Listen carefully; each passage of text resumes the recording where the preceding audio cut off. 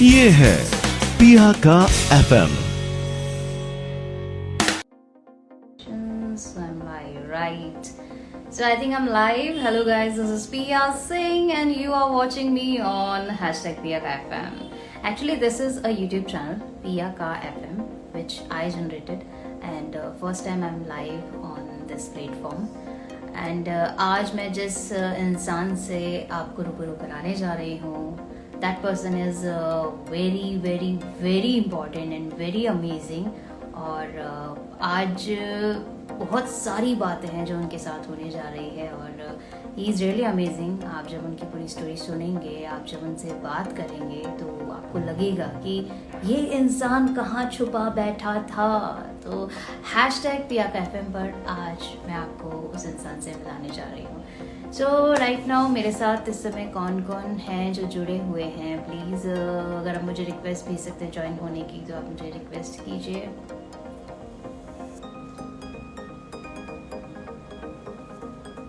So I think मैं live तो हूँ ना इस समय। Fine, so I got one request.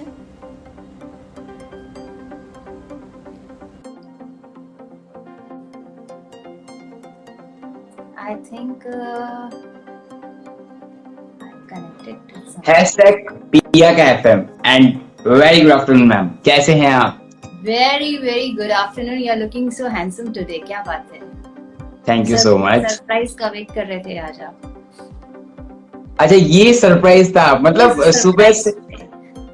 Who is the surprise? कौन है वो I am the surprise? surprise. तो he is a surprise person. अभी मुझे बता उसको नीचे, अरे यार मतलब he is a backbone #Pia का FM जो पिया के एफएम को संभाल रहे हैं। और आज हम जो बात करने जा रहे हैं एक अमेजिंग बॉय से, उनका नाम है आरजे विशाल अरोड़ा और ही इज फ्रॉम जयपुर। और बहुत सारी कहानियां आज खुलने वाली है, कैसे हम मिले थे, कैसे हमारी बात चालू हुई। थोड़ा डिस्टर्बेंस आएगा, हाँ मेरे घर में इधर उधर काम चल रहा है बहुत सारा, इसकी वजह से। So I am introducing this amazing boy mister Vishal Arora. Clap for him first of all. तो आज एकदम #Pia का FM पे फर्स्ट टाइम मैं लाइव, मतलब मेरी जो मेरे लिए जो बैकबोन बन के सामने आई, मैं उनके सामने first time live and I am just shock कि कहते हैं ना कभी कभी यूज बम आ जाना। तो सुबह से मतलब बात भी ऐसे हो जाएंगे, अभी थोड़ी देर में हो जाएंगे। I am telling you guys, 5 minute पहले तक ही इज आस्किंग मी आज मैम कौन है, किसका इंटरव्यू लेना है मैम, आज कौन है। मैंने कहा wait I will give you all the details, just wait for a 6 minutes. So he is the person आज जिसका हम इंटरव्यू लेने वाले हैं। आज हम जिन्हें टॉक शो पे जबरदस्ती लेके आए हैं और इन्हें पता ही नहीं था क्या होने वाला है। मतलब सच दश के बैठे थे आज तो कोई ब्यूटीफुल क्वीन आने वाली है जिससे मेरी बात होने वाली है, और आ गई पिया सामने।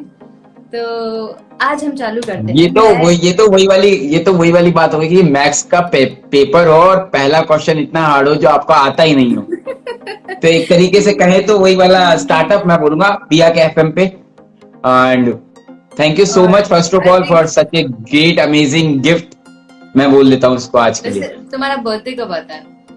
मेरा बर्थडे गया 3 मई। 3 मई ना, चलो फिर आज ये गिफ्ट तुम्हारा समझो तुम।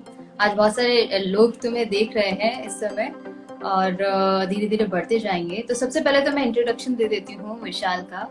विशाल मुझे काफी टाइम से मेरे साथ जुड़े हुए थे, फेसबुक पे भी, मेरे यूट्यूब चैनल पर भी। लेकिन फर्स्ट टाइम मैंने इन्हें देखा था जब मैं सेंट्रल अहमदाबाद के बाहर खड़ी हुई थी अपने हाथ में 2-2 झोले लेकर, क्योंकि शॉपिंग करके आई थी। और सडनली एक लड़का आता है, मुझसे बोलता है हेलो मैम।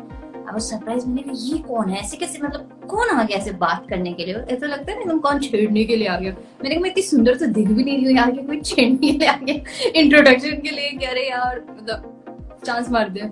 तो ही केम और सडनली इसने कहा मैम आपने मुझे पहचाना। मैंने कहा आई एम रियली सॉरी, क्योंकि इस समय दिमाग में बहुत सारी बैक ऑफ द माइंड चीजें चल रही थी कि पहचाना के आगे तो कुछ समझ में नहीं आ रहा था। मैम उस समय क्रेडिट कार्ड से बहुत सारा पैसा निकला हुआ था ना, मतलब शॉपिंग के लिए कह सकते हैं। Exactly. तो फिर मैंने कहा नहीं, फिर इन्होंने अपना इंट्रोडक्शन दिया कि मैम ऐसे से मैं आपके साथ जुड़ा हुआ हूँ, आप शायद मुझे नहीं पहचान रहे हो। जैसे ही गाड़ी आई, मैं अपने हस्बैंड और बेटे के साथ गाड़ी में बैठी और ये निकले विशाल अपनी जगह जाने के लिए। एंड मैंने उसके बाद पता है क्या किया, आज तक विशाल को नहीं पता, मैं बता रही हूँ। लाइव की, मैंने उसके बाद गूगल सर्च मारा, फेसबुक सर्च मारा कि हु इज दिस विशाल अरोड़ा, किसने मुझे आके बोला हेलो मैम मैं आपको जानता हूँ। मैंने सारी उसकी जन्म पत्री निकाली, मैंने कहा ओके, और ये मुझे पूछ रहे मेरे हस्बैंड कि कौन था वो। मैंने कहा यार कौन था मतलब व्हाट, कौन था, ऐसे कोई हो नहीं सकता क्या। मतलब बहुत सारे लोग आते हैं मेरे पास, कहीं ना कहीं टकराते हैं कि हम आपकी स्टोरी सुनते हैं, आपकी आवाज सुनते हैं, बट ऐसे एकदम कोई लड़का आ जाए और मैं ऐसी बुरी हालत में खड़ी हूँ तो थोड़ा सा अजीब सा लगता है। फिर मैंने सर्च मारा, देन फाइनली मैंने इनको ढूंढ लिया क्योंकि मेरे से जुड़े हुए हैं, मतलब कोई ऐसे फेक गाय नहीं है, he is a genuine person.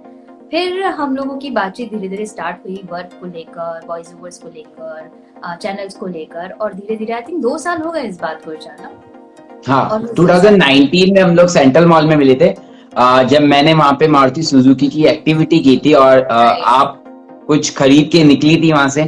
And जैसे आप उस गेट से बाहर निकली थी, मैंने अपना माइक रखा, मैंने कहा ये अगर ये अपॉर्चुनिटी चली गई तो इवेंट तो आ जाएगा पर ये अपॉर्चुनिटी दोबारा नहीं आएगी। मैंने माइक रखा, मैं फटाफट से स्टेयर से नीचे उतरा और मैंने जस्ट आपको बोला हेलो मैम। तो वो एक दिन था और आज का दिन है जब मैं आपके साथ काम कर रहा हूँ। मैं अपने आप को बहुत लकी मानता हूँ कि मेरे को आपने मौका दिया और इस पूरे पिया के एफएम ने मौका दिया, पिया का एफएम मौका दिया।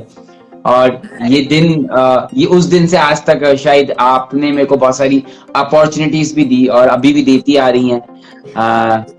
जैसे कहते हैं कि हर एक इंसान की लाइफ में कोई ना कोई बैकबोन बन के आता है, वैसे इवेंट इंडस्ट्री में अभी विशाल ज्ञान की बातों में खो गया है। अभी हम ज्ञान की बातें नहीं करेंगे, हम विशाल के बारे में बात करेंगे। अभी छोड़ दो पिया का एफएम के बारे में बात, आज हम सिर्फ विशाल के बारे में बात करने वाले हैं। तो विशाल मुझे बताओ, नाम किसने रखा था विशाल? मैम नाम तो बहुत अनोखे रखे थे, बट मेरी दीदी ने मेरा ये नाम रखा था विशाल। और दीदी का नाम क्या है? चंचल।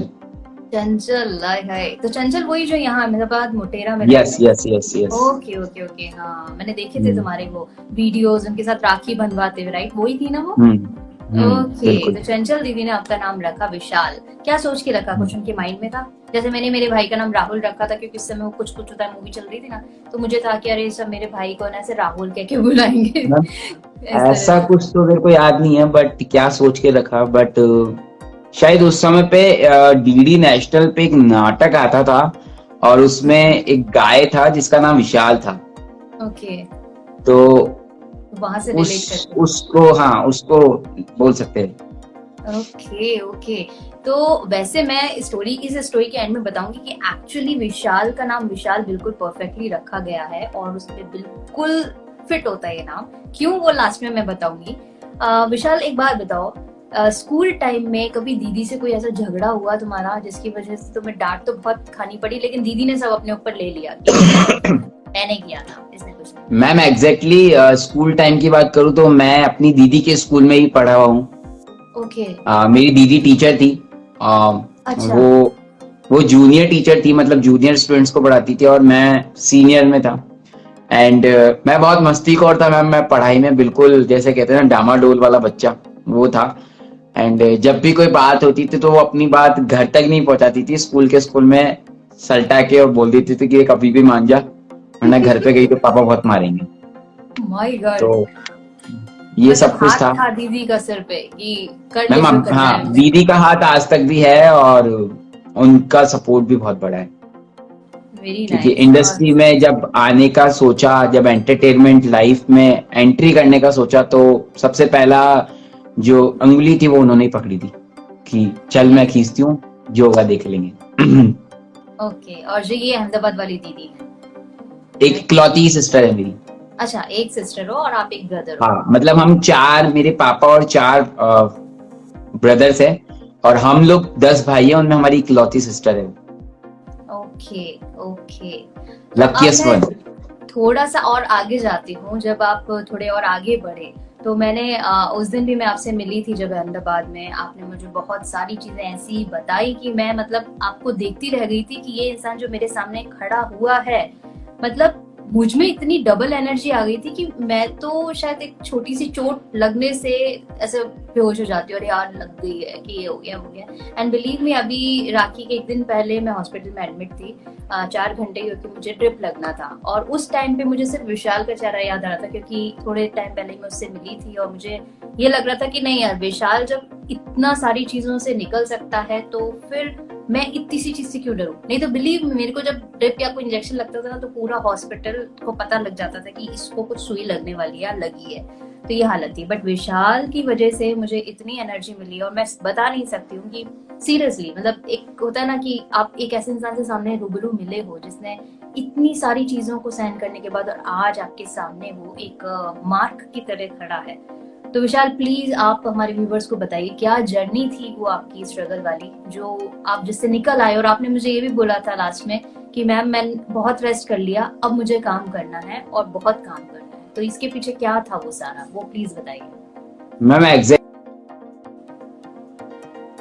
विशाल आप अटक गए हो आपके यहाँ। एग्जैक्टली अगर एग्जैक्टली मैं बात करूँ तो जर्नी बहुत स्ट्रगल की रही। इन बॉर्न ऑफ 1995 मेरा बॉर्न था। उसके 5 साल तक मैं चल नहीं पाया और मेरे को अपनी स्टोरी पे एक कहूँ तो बहुत जल्दी मैं सोच रहा हूँ, और जब मैं बनाऊंगा तो हमारे बीके एंटरटेनमेंट का जो पेज है, यूट्यूब पेज है, मैं उसी पे वो स्टोरी डालूंगा। ये मेरा ड्रीम है कि जब भी मेरी लाइव स्टोरी जब बनेगी, क्योंकि हर एक इंसान की एक शॉर्ट मोरल स्टोरी बनती है, तो जब भी वो बनेगी तब मैं बीके एंटरटेनमेंट के उस यूट्यूब पेज पे ही डालूंगा, जिसे हमारी पिया मैम चलाती है। Thank you so much. Parul Singh Negi बोलो या पिया मैम बोलो या पिया का एफएम बोलो, बहुत सारे नामों से जुड़ के एक नाम बना जो कि बीके एंटरटेनमेंट, जिसे हम पे डालेंगे। मैम लाइफ की जर्नी बहुत हार्ड रही। 1995 का बॉर्न था एंड उसके बाद 5 साल तक मैं चल फिर नहीं पाता था क्योंकि मेरा ब्लड सर्कुलेट नहीं करता था इन होल बॉडी। बहुत सारी जगह पापा और उन्होंने दिखाया, बट फादर की इतनी फाइनेंशियल कंडीशन भी ठीक नहीं थी कि वो लोग इतना अफोर्ड कर सके जितना डॉक्टर्स लोग बोलते थे। धीरे धीरे ठीक है, दिखाया इधर उधर दिल्ली भी लेके गए। इवन मेरे फादर मुझे यहाँ तक बताते कि मैं एम्स लेके गया था तेरे को, और एम्स के डॉक्टर नहीं बोलते था कि छोड़ जाओ, आके 2 महीने बाद ले जाना। तो एक पिता के लिए वो सबसे बड़ा शॉक वाला डे होगा कि जब इतना बड़ी बात डॉक्टर्स ने बोल दी। वापस आ गए, वापस आने के बाद में मैंने फिर चेकअप वगैरह कराया। एंजियोग्राफी का डे आया और एंजियोग्राफी जब जिनसे कराई वो राजीव बरकट्टा जी थे, जयपुर के बहुत अच्छे स्पेशलिस्ट हैं। तो उन्होंने मेरी एंजियो करी एंड उसके बाद में मेरी जब एंजियो हो गई तो फिर डॉक्टर नहीं मिला। फिर सडनली उन्हीं डॉक्टर का एक दिन फोन आया कि एम्स का ही एक डॉक्टर है विनय नाथानी जो जयपुर आए हैं, आप उनको दिखाओ। उनको दिखाया, ठीक है, ऑपरेशन के लिए ईयर 1999 में मेरा ऑपरेशन सक्सेसफुली हो गया। उसके बाद मैं स्कूल लाइफ फिर से स्टार्ट करी क्योंकि बहुत 5 साल का गैप आ चुका था, 4 साल का। स्कूल लाइफ स्टार्ट करी, पढ़ना शुरू करा इन ईयर ऑफ 2009। वन डे जब मैं बैठा था स्कूल टाइम पे तो वहां पे फिर से बेहोश हो गया, और उस समय बेहोश हुआ तो डॉक्टर्स वगैरह को दिखाया, लेकिन पेरेंट्स को ये नहीं पता था कि मेरी हार्ट में भी होल है। तो जब ये सारी बातें उन लोगों को बताई और जब दिखाई, और फिर वही वाला कि होल भी बहुत सारे टाइप्स के होते हैं कि बहुत छोटा होता है, एक थोड़ा ब्रॉड हो जाता है। मेरा वाला ब्रॉड हो चुका था एंड जब वो ब्रॉड हुआ तो जयपुर में दुर्लभ जी करके हॉस्पिटल है, वहां पे दिखाया, हर जगह दिखाया, इवन त्रिहान में भी दिखाया। तो त्रिहान में 7.5 लाख का एस्टिमेट बैठा हम लोगों का। एंड मेरे फादर की पान की शॉप है, जैसे मैं आपको बताया मैंने आपको उस दिन भी, तो उन लोगों ने साफ बोल दिया कि नहीं, पापा और उन्होंने। और मैम एक कहानी और है कि जब इंसान मुसीबत में होता है तब अपने कम साथ देते हैं, फैमिली मेंबर्स एंड बहुत। तो पापा ने कैसे भी स्ट्रांग बन के, ठीक है, जयपुर आए। जयपुर में फिर डॉक्टर सर्च किया। आलोक महातिब जो डॉक्टर थे जिन्होंने मेरा ऑपरेशन किया था, 28 जुलाई 2009 को मेरा ऑपरेशन की डेट थी, और फिर मैंने अपने ऑपरेशन में गया। मैम ऑपरेशन हो गया था, मैंने आपको पूरी स्टोरी में थोड़ी स्टोरी अहमदाबाद में नहीं बताई थी, बट यहाँ पे बताता हूँ। मैम ऑपरेशन हो गया था, जिस दिन ऑपरेशन से बाहर लेके आए आईसीयू में, एंड तो उसी समय ब्लड वापस से सर्कुलेट हो गया था, जहाँ स्टिचेस लगे हुए थे वहीं पे ब्लड सर्कुलेट हो गया था। एंड ब्लड सर्कुलेट होने के साथ में डॉक्टर ने सबने बोल दिया था कि वापस ऑपरेट करना पड़ेगा। वापस ऑपरेट करा, ऑपरेट करने के बाद में ठीक है, सब कुछ नॉर्मल हो गया, ऑपरेशन बिल्कुल अच्छे से हो गया। आईसीयू में वापस शिफ्ट करा गया। मैम जैसे आईसीयू में शिफ्ट करा गया, इन 3 डेज बाद में वहां से वापस प्रॉब्लम शुरू हो गई। मैं जब बैठता था तो मेरी ब्रीथिंग प्रॉब्लम शुरू हो गई। तो डॉक्टर ने बोल दिया कि लास्ट चांस है, और 99% चांस है कि नहीं, हमारे हाथ में नहीं है, जो है सब ऊपर वाले के हाथ में है। तो पापा ने को साइन करने के लिए बोला गया, तो पापा ने से साइन नहीं हुए, शायद पापा या चाचू में से किसी ने साइन करे थे कि ऐसी हालत में तो छोड़ नहीं सकते, करना तो है ही। तो क्योंकि कुछ बचा ही नहीं था, क्योंकि अगर ब्रीथिंग प्रॉब्लम थी, मैं उठता लेटता कैसे भी करता, मतलब मेरे से मैं 3 दिन तक तो सिर्फ एक बेड के ऊपर जैसे अब भी बैठा हूँ वैसे ही बैठा रहता था, पूरी रात पूरे दिन। ना मैं सो पाता था, ना मैं लेट पाता था, और मतलब यही सब कुछ था। अगर मेरे को सोना भी होता तो मेरे को मेरा बैग का जो पीछे का एरिया है वो ऊपर कर देते थे, और फिर मैं बैठा करता था, लेटा करता था, सोया करता था थोड़ा बहुत। वो करा, उसके बाद में सब कुछ नॉर्मल हुआ। एंड स्कूल फिर से मैंने स्टार्ट करी, क्योंकि मेरे को उस समय थोड़ा बहुत पढ़ाई का क्रेज था, क्योंकि मैं वहां पे होता था तब भी मैं लिखता रहता था, कुछ ना कुछ बोलता रहता था। सबको वहां पे भी मैंने बहुत एंटरटेन करा, मतलब इन आईसीयू में भी। इवन एक डॉक्टर से भी फाइट हुई मेरी, क्योंकि जब वो, हाँ, इन आईसीयू में मेरी एक डॉक्टर से फाइट हुई, क्योंकि वो कुछ खाते थे, मतलब लाइक मसाला टाइप, एंड मैंने उनको देख लिया था। मैंने बोला कि मैं मेरे डॉक्टर को बोलूंगा, तो उन्होंने बोला ऐसे थोड़ी चलता है, ऐसे ऐसे करके। तो मैं मतलब सबसे घुला मिला हुआ था वहां पे। इन केस ये था कि जब मैं वहां पे बैठा हुआ था, तो मेरे जब मैं मतलब 3 months एक आईसीयू में रहा हूँ, और अभी भी मेरी वांगड़ में शायद फोटो है, जहां तक मेरे पापा मुझे बताते। तो मैं बेड के इस तरफ 4 बेड थे मेरे सेंटर में, इस तरफ 4 बेड थे, 4 सामने थे और 4 पीछे थे, मैं बीच में था। और रोज एक ना एक दिन ऐसा होता था कि आज 3 लोग, आज 2 लोग लाइफ एंड करके जा रहे हैं। एंड हमारी ये प्रेयर रहती थी कि जब तक है प्लीज बचा लो, जब तक है प्लीज बचा लो, जब तक है प्लीज। सब कुछ जर्नी मतलब बिल्कुल सही चली। वो कहते हैं ना कि रब राखा, मतलब वही वाली कहानी थी कि जो भी रखा रब ने रखा। सो वो सारी बातें हुई, एंड उसके बाद में मैं स्कूल लाइफ स्टार्ट करी।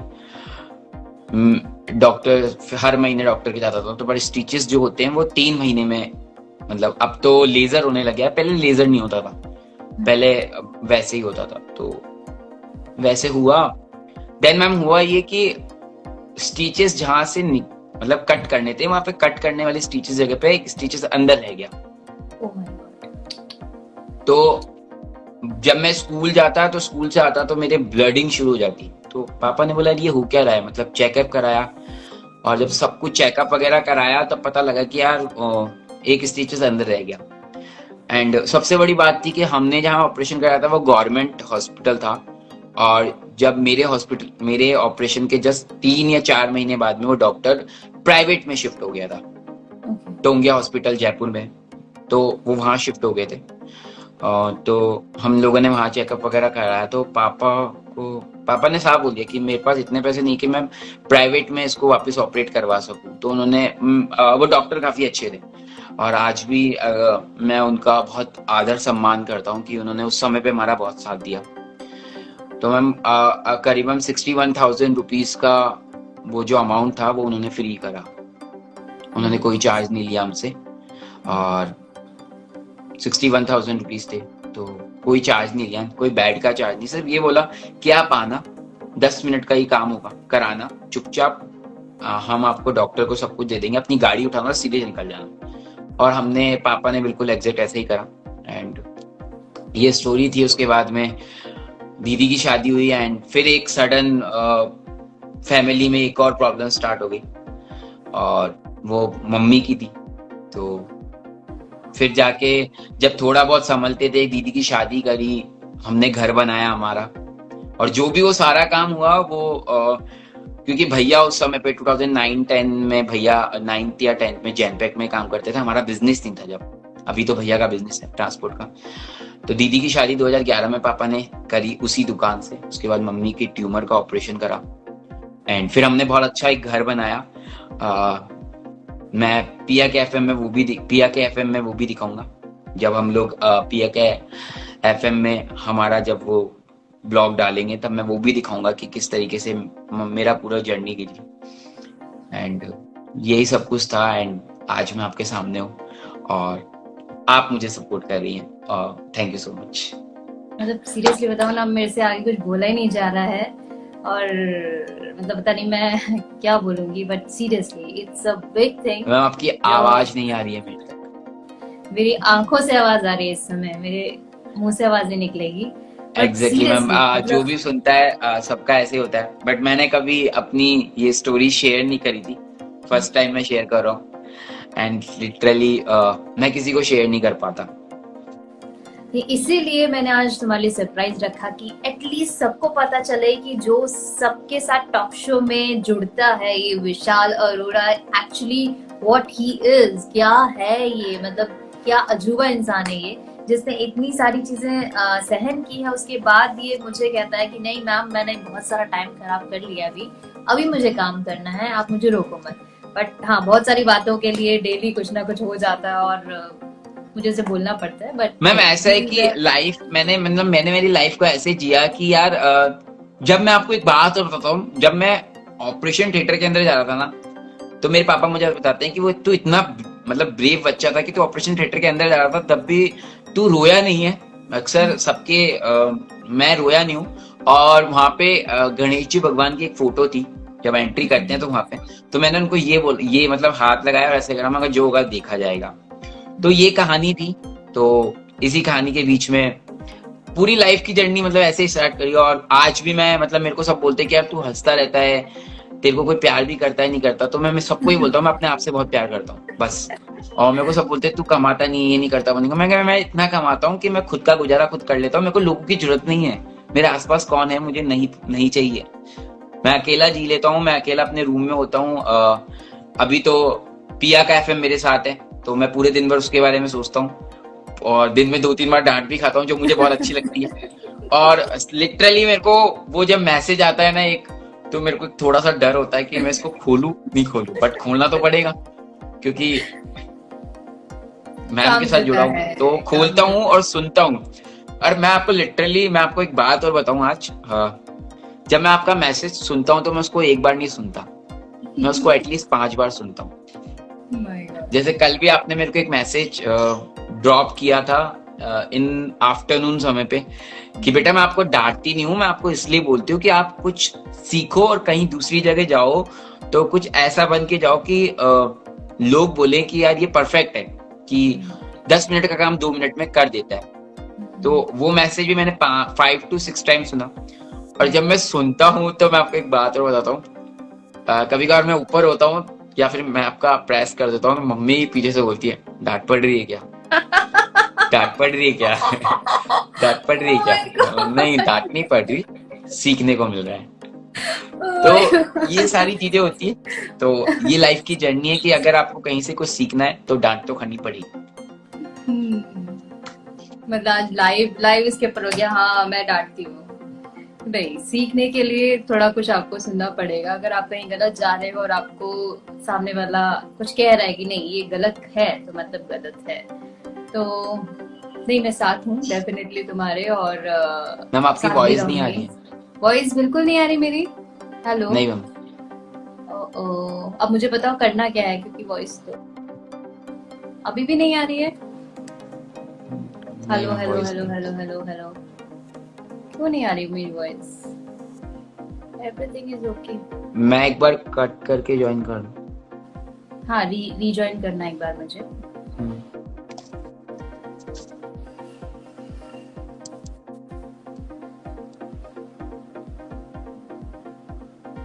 इस समय हम बात कर रहे हैं आरजे विशाल अरोड़ा से। And believe me, this guy is really amazing. जो इसके बारे में आपने सुना, मैंने सामने रूबरू इससे बात की, मैं बता नहीं सकती हूँ कि what he is for me. And okay, again he's live with me. हम फिर से एक बार विशाल के साथ जुड़ रहे हैं और दिस इज पिया का एफएम। पिया का एफएम। अभी आवाज मैं आज याद करके आया हूँ, मतलब मैं आज याद करके आया हूँ क्योंकि और हाँ, उस मैसेज में आज एक और चीज थी, जब अभी 221 पे एक मैसेज आया था कि आज तुम्हारा टेस्ट है, तो लिटरली आप मानोगे नहीं, मैं नहाने से पहले उसको 5 बार रीड करा कि नाम तो यही है ना, नाम तो यही है ना। क्यों ठीक है ना विशाल? आज oh my God.